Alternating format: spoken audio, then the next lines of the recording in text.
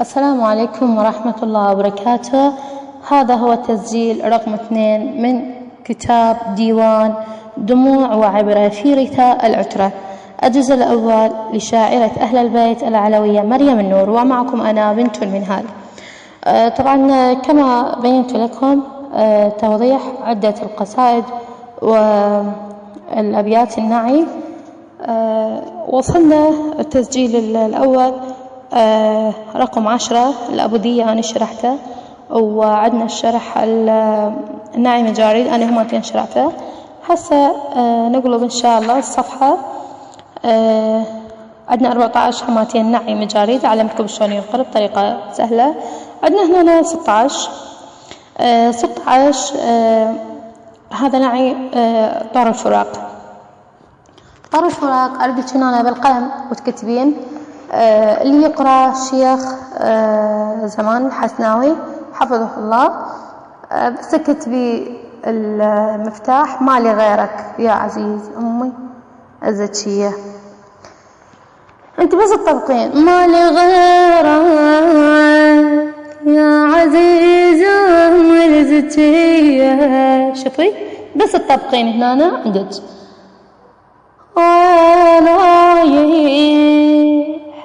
يا ابونا بهالسية وين رايح فدوى ابويا اد علي وين رايح.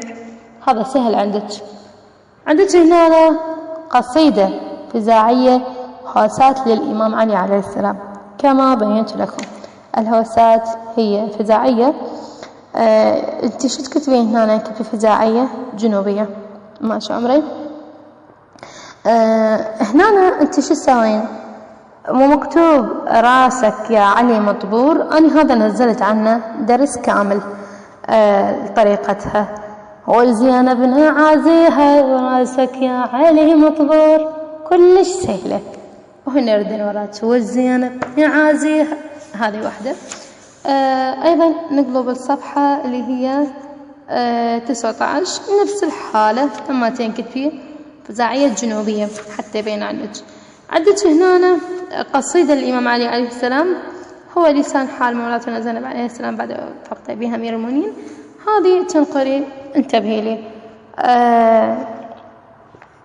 تقرينها يا ابو الحسن يا نوري العين وصابك حي لأباني أصيح بصوت خداك الموت وفاقدك غي يا ريلواني وفاقدك غي يا ريلواني أصيح بصوت يا أبويا صابك دمع الحيلي ضليتج دبيل وانا عليك وما نبيت ليالي. كلش سهل وطار حزين كلش حلو. نقلب الصفحة اللي هي 23 فزاعية جنوبية هي ماشي. هوسات مكاتبين كنت تسويها فزاعية جنوبية. عندك هنا نعي مجرد للإمام علي عليه السلام مع المجارد كل سهل ما يراد له شيء قريتها أنا لكم بالسابق. مثلا هسه هذه الأبيات حقرأ لكم أنا أول أبيات 3. قل لا جلعيد بويا بويا. شوفوا وين منين بديت من الوسط. بويا لا جلعيد بويا ما افرح يا بويا لا جلعيد. بويا ولا فك الحزن لا البس جديد. بويا جديد وقلبه على فرقاك ميت يا بويا. نقلب الصفحة. عندنا هنا قصيدة موشح للإمام علي عليه السلام. دائما يقولون هو الموشح شنو؟ أنت عندك طريقة الموشح، أنت جربي اقريها بكل الأطوار تصير طبعا. أنا يعني جربتها تصير عندك يعني الموشح ماكو شيء سهل لك.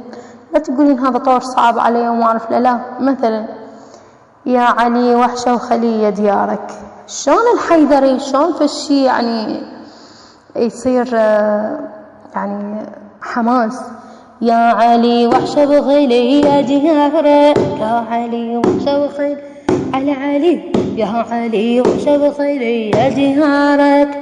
شوفي قلت لك كل سهل. تريدين تقري يعني ثقيل أو هاي جربوا يصير ماكو مشكلة. أنا دائما أقول جرب القصيدة بعد الأطوار اللي أنت تعرفيها، ما خسرانة شيء. عندنا هذه آخر قصيدة أنا حقراها، هذا شرح الدرس الثاني. يا ولينا تفارقينا مودع والله صحيت. طبعا هذه القصيدة هم أقريها بحر طويل مو مشكلة.